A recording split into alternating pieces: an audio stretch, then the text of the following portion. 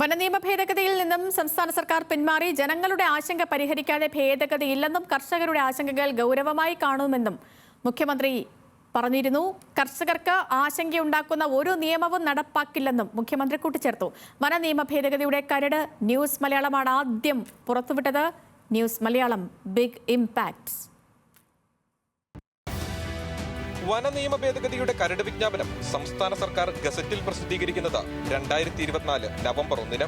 ആദ്യഘട്ടത്തിൽ വിജ്ഞാപനം സംബന്ധിച്ച വിവരങ്ങൾ പൊതുസമൂഹത്തിലേക്ക് എത്തുകയോ കാര്യമായ ചർച്ചകൾ ഉയർന്നു വരികയോ ചെയ്തില്ല. ജനദ്രോഹപരമായ രീതിയിൽ വനം വകുപ്പ് ഉദ്യോഗസ്ഥർക്ക് അമിതാധികാരം നൽകുന്ന നിയമ ഭേദഗതിക്കെതിരെ ന്യൂസ് മലയാളം തുടർച്ചയായി വാർത്തകൾ നൽകി.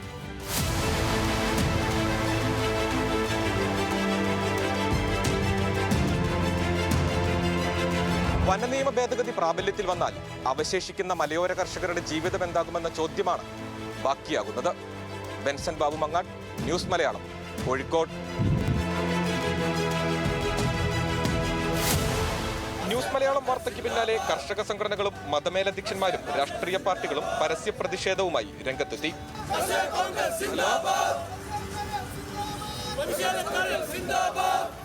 കരട് വിജ്ഞാപനത്തിലെ 27, 52, 63 വകുപ്പുകൾ കർഷകദ്രോഹപരമാണെന്നായിരുന്നു ആക്ഷേപം. വിജ്ഞാപനം ജനങ്ങളുടെ മൗലികാവകാശങ്ങളെ ഹനിക്കുന്നതെന്നും കേരളത്തെ ഫോറസ്റ്റ് രാജിലേക്ക് തള്ളിവിടുന്നതാണെന്നും വിവിധ കോണുകളിൽ നിന്നും വിമർശനമുയർന്നു. പ്രതിഷേധം ശക്തമായതോടെ വനനിയമ ഭേദഗതി റദ്ദാക്കുമെന്ന ഉറപ്പുമായി സംസ്ഥാന മുഖ്യമന്ത്രി തന്നെ രംഗത്തെത്തി.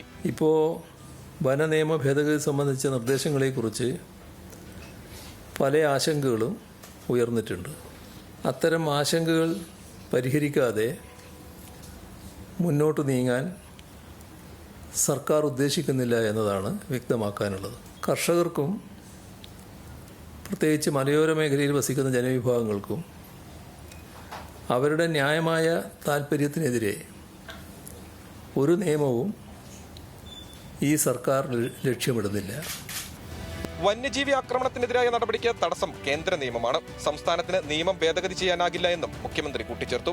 വനനിയമ ഭേദഗതിക്കെതിരെ കടുത്ത പ്രതിഷേധം ഉയർന്നതോടെയാണ് സർക്കാർ തീരുമാനത്തിൽ നിന്നും പിന്നോട്ട് പോകുന്നത്. വനനിയമ ഭേദഗതിയിൽ സർക്കാരിന് വാശിയില്ലെന്നും നിയമ ഭേദഗതി വേണ്ടെന്ന് വെക്കാനാണ് തീരുമാനമെന്നും മുഖ്യമന്ത്രി വ്യക്തമാക്കി. അടിയന്തരാവസ്ഥയ്ക്ക് സമാനമായ നിയമ ഭേദഗതി എന്നാണ് വനനിയമ ഭേദഗതിയെ പൊതുസമൂഹം വിശേഷിപ്പിച്ചത്.